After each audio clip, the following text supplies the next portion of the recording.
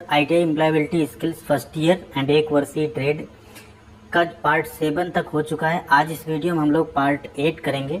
इसके पास सिर्फ 2 पार्ट आपके जो है इसके बाद शेष रह जाते हैं, वो 2 पार्ट एंड ये 8 पार्ट आप अगर कर लेते हैं 10 पार्ट, तो आप एम्प्लॉयबिलिटी स्किल में 25 क्वेश्चन सही करने के एलिजिबल हो जाते हैं, अगर आपने अच्छे से देखा है तो। एंड नहीं देखा है अगर पीछे के 7 पार्ट, तो डिस्क्रिप्शन में लिंक है, वहां से जरूर चेकआउट कीजिएगा।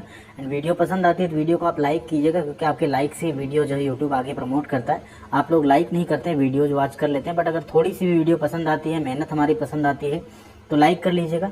चैनल को इस तरह से आप सब्सक्राइब करके बेल आइकन को हिट कर लीजिएगा एंड वीडियो अपने दोस्तों के साथ भी शेयर कीजिएगा। आइए पार्ट 8 शुरू करते हैं। सभी पार्ट्स की तरह इसमें भी लास्ट का एक बोनस क्वेश्चन मैंने आपके लिए रखा है, जो कि प्रीवियस किसी भी एक पार्ट से हो सकता है। उसका आंसर आपको कमेंट बॉक्स में करना है। जिसका भी आंसर सही होगा उस पर हम लाइक और रिप्लाई जरूर करेंगे। क्वेश्चन वो भी काफी स्पेशल एंड कई बार पूछा जाने वाला ही क्वेश्चन है। यहाँ पे जो भी क्वेश्चन है बहुत इंपॉर्टेंट है आपके। 135 तक हम लोग 7 पार्ट में कर चुके थे। 8वें पार्ट में हम लोग 136 से स्टार्ट करेंगे। क्वेश्चन नंबर 136 है, यहाँ पे देखिए।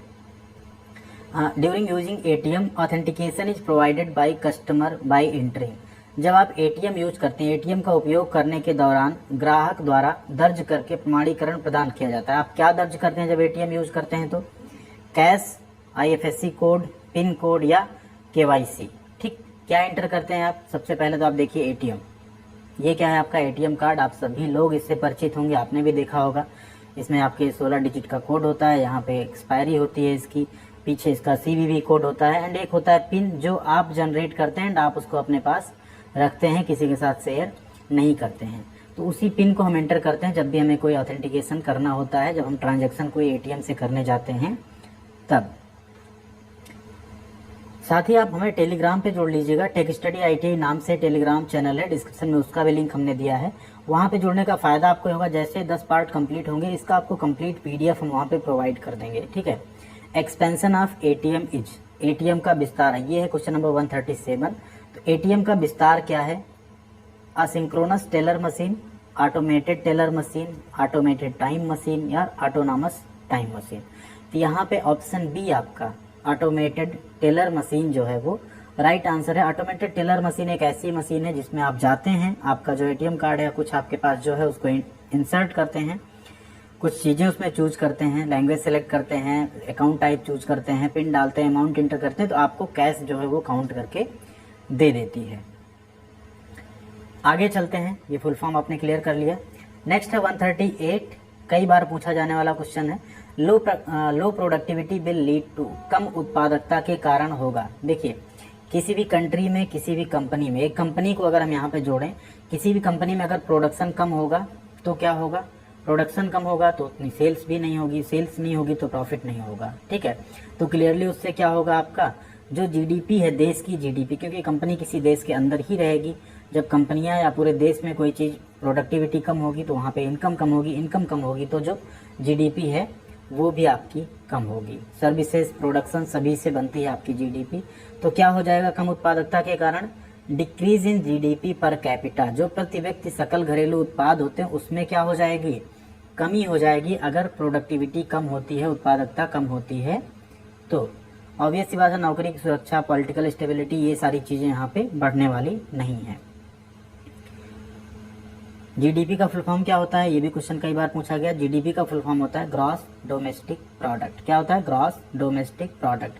किसी भी देश में जो उसके प्रोडक्शन होते हैं, जो उसकी सर्विसेज होती हैं, सब कुछ मिला के जो आपका बनता है उसे हम कहते हैं GDP। 139 है question number. Production is defined as a ratio of, उत्पादन को अनुपात के रूप में परिभाषित किया गया है। देखिए, ये एक बार प्रोडक्शन भी वहां पूछ सकता है, यहीं आपसे ये प्रोडक्टिविटी भी पूछ सकता है, यानी उत्पादन या उत्पादकता, क्वेश्चन में कोई भी चीज पूछा जा सकता है। तो प्रोडक्टिविटी या प्रोडक्शन यानी उत्पादन किसके अनुपात के रूप में होता है? Output upon input, input upon output, output upon skill of workmanship और input upon skill of workmanship. तो यहाँ पे आपका राइट आंसर हो जाता है आउटपुट अपॉन इनपुट। ठीक है। क्या आउटपुट मिला आपको, कितना इनपुट देने पे, उसी को हम क्या बोलते हैं? प्रोडक्टिविटी बोलते हैं। ठीक है। जस्ट लाइक आप ये समझिए कि जैसे आप जब एग्जाम देते हैं तो आपका मान लीजिए टोटल पूर्णांक है 1000 नंबर का, यानी इनपुट क्या हो गया आपका? 1000, बट आप उसमें ले आए 700 नंबर, तो आपका आउटपुट जो आता है प्राप्तांक, यही किसी प्रोडक्शन के केस में भी होता है कि आप कितना इनपुट दे रहे हैं, कितना पैसा लगा रहे हैं, या कितना चीज़ आप मटेरियल लगा रहे हैं, एंड उससे प्रोडक्शन आप कितना कर रहे हैं। अगले क्वेश्चन पे चलते हैं। क्वेश्चन नंबर 140 है, the process used by a business to verify the identity of their client is. एक व्यवसाय द्वारा अपने ग्राहक की पहचान सत्यापित करने के लिए उपयोग की जाने वाली प्रक्रिया है। तो किसी भी व्यवसाय द्वारा जो अपने ग्राहक की पहचान सत्यापित की जाती है उसी को हम क्या बोलते हैं, KYC, यानी नो योर कस्टमर। ठीक है, इसी को हम क्या बोलते हैं, KYC। जैसे आप लोग बैंक में अकाउंट खुलवाते हैं तब भी आपको KYC करवानी होती है। कई बार होता है जब आप कई साल तक बैंक से कोई ट्रांजैक्शन या कुछ नहीं करते हैं, वैसे भी आपका बैंक जो है हर दूसरे तीसरे साल, वैसे नियम है हर साल एक बार उन्हें KYC करवाना चाहिए या करवाना होता है।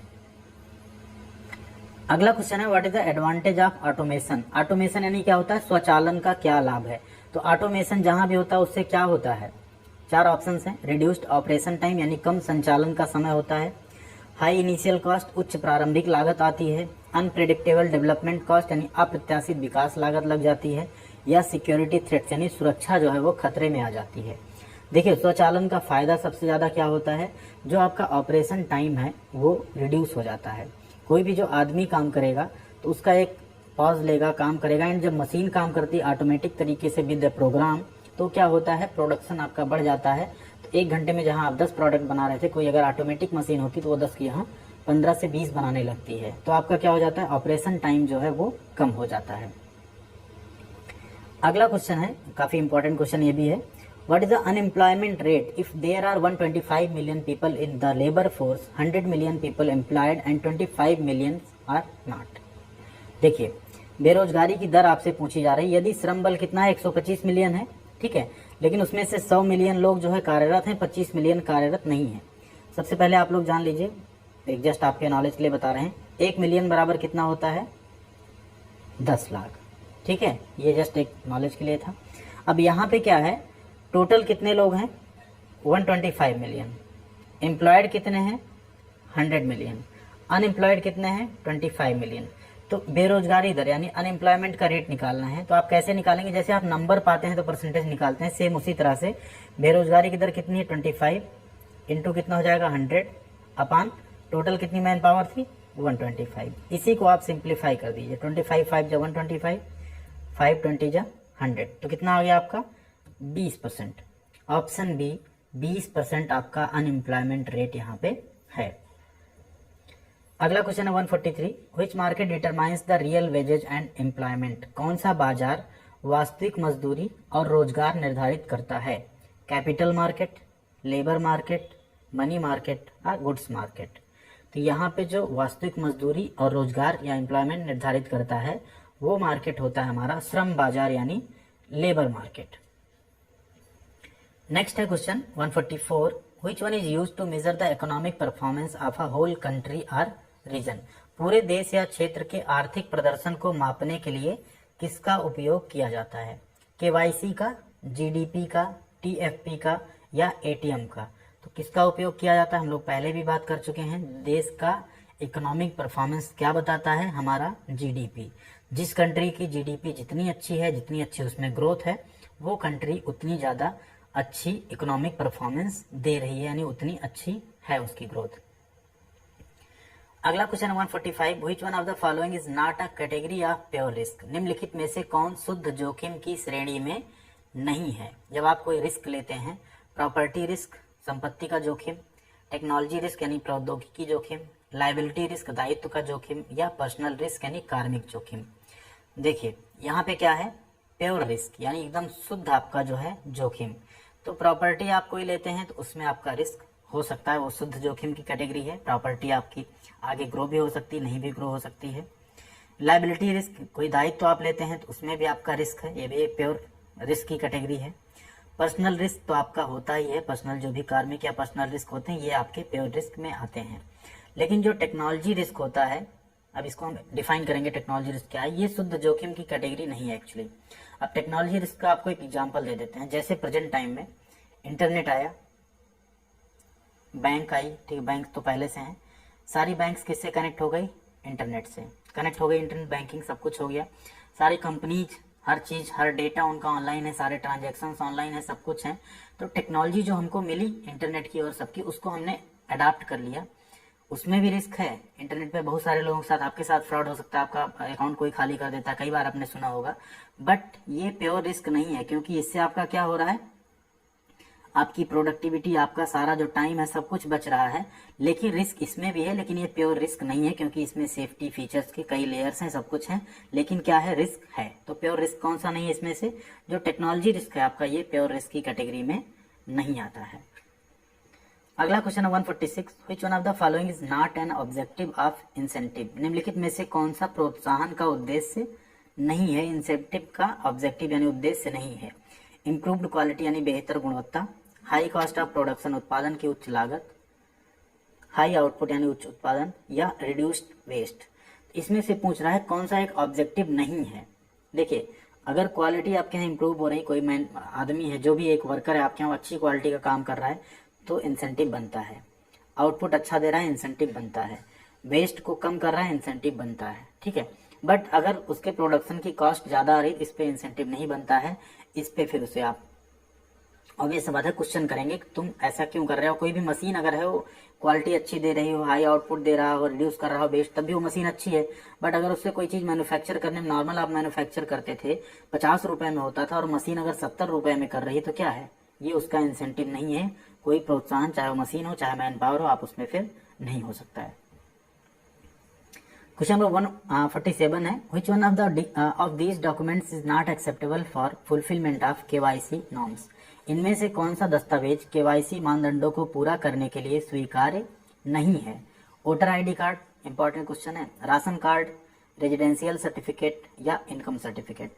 देखिए, केवाईसी के लिए वोटर आईडी कार्ड चल सकता है, राशन कार्ड भी चल सकता है, आपका रेजिडेंशियल यानी निवास प्रमाण पत्र जो होता है वो भी चल सकता है।